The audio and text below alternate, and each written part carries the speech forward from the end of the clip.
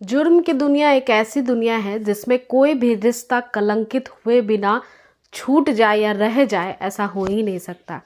कई सारे ऐसे केसेस हैं जहां पे हर एक रिश्ते को तार तार करने वाली लोगों की ऐसी विकृति वाली मानसिकता जो है वो सामने आ चुकी है। आज की जो कहानी है वो ऐसे ही एक भाई बहन के रिश्ते को तार तार करने वाली कहानी है, और कहानी सुनने के बाद आप भी सोचने पे मजबूर हो जाएंगे कि किस तरह से अभी के जनरेशन में मानसिकता पश्चिमी सभ्यता की तरफ चली जा रही है। भाई बहन के रिश्ते को भी किस तरह से कलंकित इस घटना ने किया है।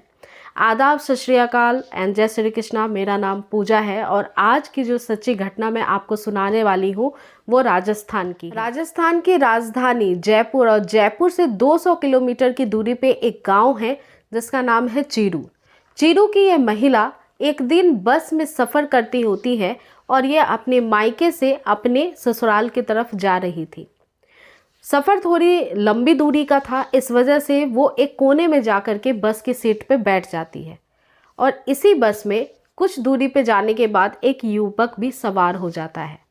ये युवक पहले तो उस महिला का कुछ भी नहीं लगता है, लेकिन जिस तरह से आप कहीं पे भी जाएं, बस में या फिर ट्रेन में सफ़र करें, तो आपको सफ़र वाले यात्री या दोस्त काफ़ी सारे बनते हुए मिल जाएंगे जो उसी सफ़र तक आपके दोस्त बनते हैं, बातचीत करते हैं, आप भी बातचीत करते हैं, घुलते मिलते हैं।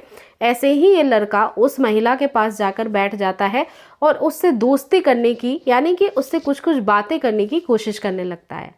महिला भी कुछ ना कुछ बातें उसके साथ शेयर करती है और लंबी दूरी होने की वजह से इस जो यात्रा की थी जर्नी, इसकी वजह से वो महिला लगातार उस लड़के के संपर्क में आती चली जाती है।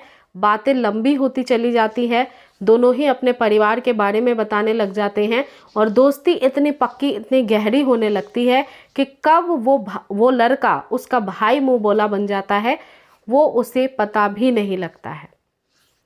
जब वो महिला अपने लास्ट स्टॉपेज पे पहुंच जाती है तो जब वो बस छोड़ती रहती है उस समय ये लड़का, ये जो पुरुष था, वो उसका नंबर भी ले लेता है और उसे ये आश्वासन देता है कि मैं तुम्हारे मायके ज़रूर मिलने आऊँगा तुमसे।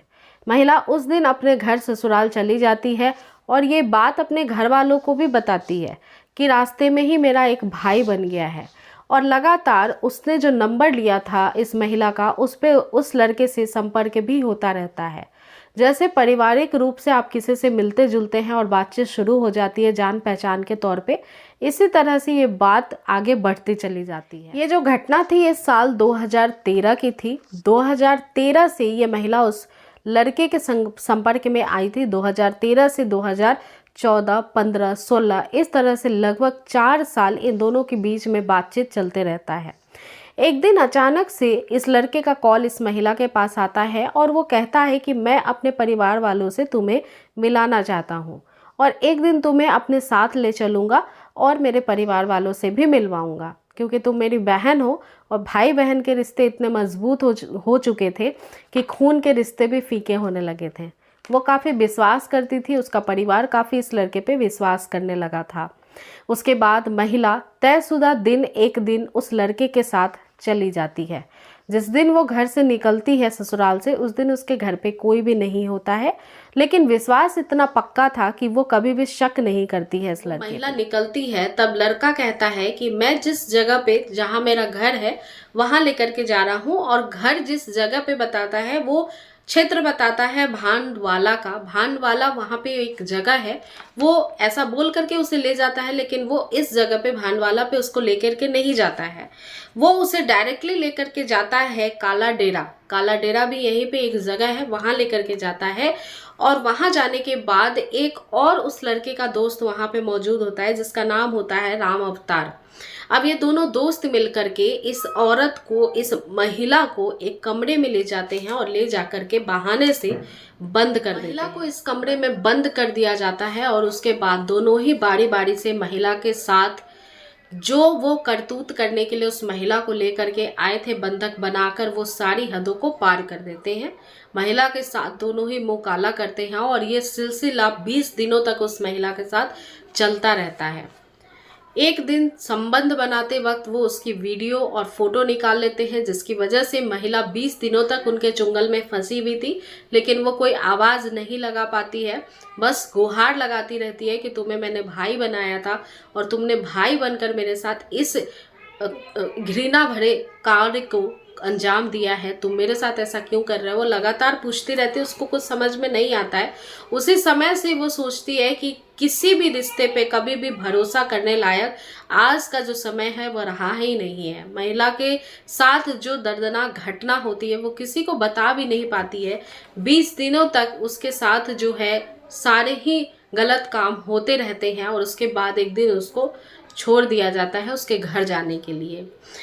इधर जब महिला गायब होती है तो उसके लिए पुलिस थाने पे जाकर के एक कंप्लेन भी दर्ज कराई जाती है कि महिला गुमशुदा है, लेकिन पुलिस वाले पहले जब पूछताछ करते हैं उसके परिवार वालों से तो उनको लगता है कि किसी के संपर्क में आने के बाद प्रेम प्रसंग में वो चली गई है। इस वजह से पुलिस भी कोई बहुत ज़्यादा कड़ी कार्रवाई नहीं करती है। अगर पुलिस चाहती तो उस समय महिला की छानबीन कर सकती थी, उसके कॉल डिटेल निकाल सकती थी, तमाम ऐसी चीज़ें की जा सकती थी, पूछताछ कर सकती थी, जिसकी वजह से पता लग सकता था कि वो कहाँ पे हैं। लेकिन पुलिस शायद उस समय इस घटना को इतना ज़्यादा गंभीरता से नहीं ले रही थी। उसके बाद उस महिला को जब छोड़ दिया जाता है, वो जब घर आती है, वो बेचारी किसी को कुछ बोल तो नहीं पाती है, जैसे तैसे बहाना बनाकर घर रहने लगती है। लेकिन उसके साथ फिर से ये घटना को दोबारा अंजाम देने की कोशिश की जाती है और लगभग आपको मैं बताऊं कि 2021 में मार्च में उसको फिर से कॉल किया जाता है। फिर से वो महिला उन दोनों ही युवकों के चुंगल में आ जाती है, क्योंकि इस बार बोला जाता है कि तुम्हारा जो वीडियो बनाया है, तुम्हारे जो कॉल डिटेल्स हैं वो सब हम डिलीट कर देंगे, बस तुम एक बार आके हमसे मिल लो। जैसे ही महिला इस जो साजिश को है समझ नहीं पाती है, जाती है, फिर से चुंगल में फंस जाती है, फिर से उसको बंदी बना लेते हैं और फिर से ये दोनों ही जो लोग होते हैं उसके साथ एक तीसरा व्यक्ति भी मिल जाता है। अब 3 दोस्त मिलकर उस महिला के साथ कुछ गलत काम करते हैं और फिर से उसको इसी जो जगह है जहाँ पे पहली बार लेकर के गए थे, काला डेरा, वहीं पे बंधक बना लेते हैं। फिर से उसके साथ गलत काम को अंजाम दिया जाता है। जब महिला के साथ ये सारे ही वो काम कर लेते हैं, जब इनका मन भर जाता है तो उसके बाद महिला को फिर से छोड़ दिया जाता है और फिर वो घर चली जाती है। घर जाने के बाद वो घर वालों को कुछ बताती नहीं थी, तरह तरह के बहाने बनाती थी और उसको जो दूसरी बार बंधक बनाया गया था, ये मार्च के महीने में बनाया गया था, फिर से तीसरी साजिश को अंजाम देने के लिए जो इसमें आरोपी हैं वो सभी एक साजिश को रचते हैं और तीसरी बार फिर से इस महिला को बुलाने की कोशिश करने लगते हैं। लेकिन महिला इस बार सोच चुकी थी कि अब मुझे इनके झांसे में नहीं आना है, इन्होंने मेरे साथ जो गलत काम किया है इसकी वजह से इन्हें सज़ा मिलनी चाहिए। महिला उसी समय तय करती है कि अब मैं इनके पास नहीं जाऊंगी, मैं जाऊंगी सीधे पुलिस स्टेशन।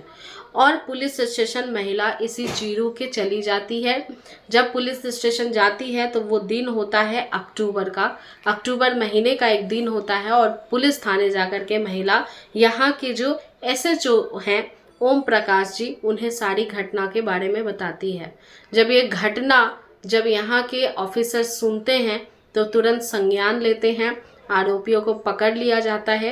लेकिन ये घटना इतनी दर्दनाक, इतनी पीड़ादायी है कि इस घटना को सुनने के बाद कोई भी महिला अपने आप को सुरक्षित महसूस नहीं करेगी, क्योंकि जिस कलाई पे उसने रक्षा करने वाले धागे को बांधा था, वही कलाई उसके लिए भक्षक का रक्षा तो नहीं करता है लेकिन भक्षक जरूर बन जाता है। एक राक्षस के समान उसका रूप जरूर आता है।